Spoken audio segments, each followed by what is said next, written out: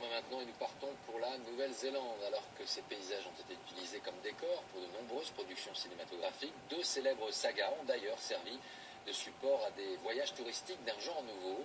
C'est le cas du Seigneur des Anneaux, mais également de Hobbit, qui est actuellement sur les écrans. Reportage Hakim Abdelkelek et Sylvain Groslo. Des paysages spectaculaires filmés au cœur même de la Nouvelle-Zélande et magnifiés par le réalisateur Peter Jackson.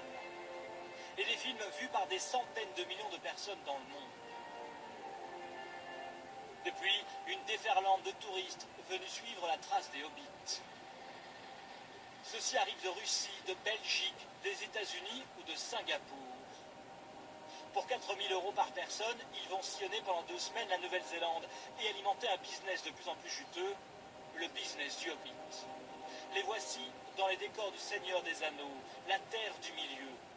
De la roche volcanique, sombre et inquiétante, comme l'atmosphère des scènes tournées ici.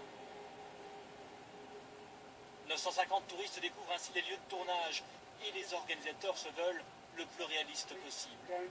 Ne marchez pas trop près de la falaise. Restez là où je suis.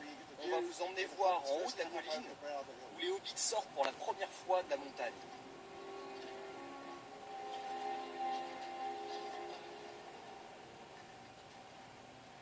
Certains sont venus en curieux, d'autres sont des fans inconditionnels et n'hésitent pas à s'habiller comme des hobbits pour vivre l'expérience au plus près. C'est le cas de ces sœurs californiennes qui toutes les trois ont vu les 5 premiers films au moins 10 fois chacun au cinéma.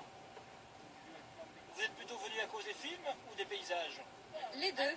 Je voulais venir depuis les années 80, mais je ne pensais pas que ça se ferait. C'est tellement loin de la Californie. Un jour, un ami m'a dit « Ils organisent des circuits autour du Seigneur des Anneaux » et c'est ce qui nous a décidé à venir en Nouvelle-Zélande.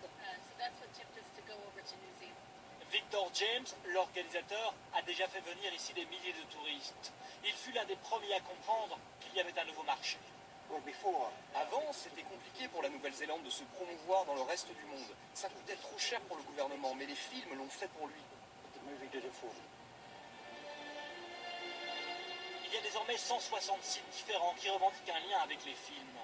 Cela ressemble parfois à une sorte de safari sur des lieux devenus cultes. Vous pouvez voir ici à distance nos falaises et ces 2 sommets là, dans le trou. Depuis que le réalisateur Peter Jackson a utilisé 6 minutes d'images tournées dans sa propriété, la famille de Warwick Denise a décidé d'en faire un lieu touristique.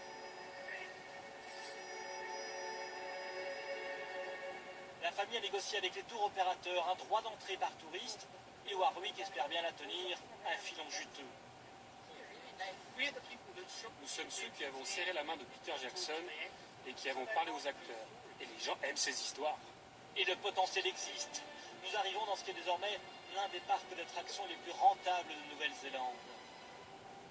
Hobbiton, le village des Hobbits au cœur de la comté, où ont été tournées de nombreuses scènes extérieures dans ces décors naturels.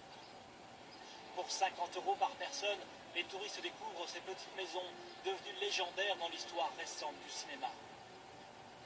Le village accueille désormais 300 000 visiteurs par an et en quelques années, c'est devenu l'un des sites les plus visités du pays. Rarement des films auront eu autant d'impact sur un pays. Depuis la sortie du premier volet du Seigneur des Anneaux il y a plus de 10 ans, le tourisme est passé d'1 500 000 personnes à 2 700 000 personnes en Nouvelle-Zélande, soit une augmentation de plus de 50%. Et un touriste sur 5 dit être venu à cause des films. Pour la Nouvelle-Zélande, il y a un avant et un après Hobbit.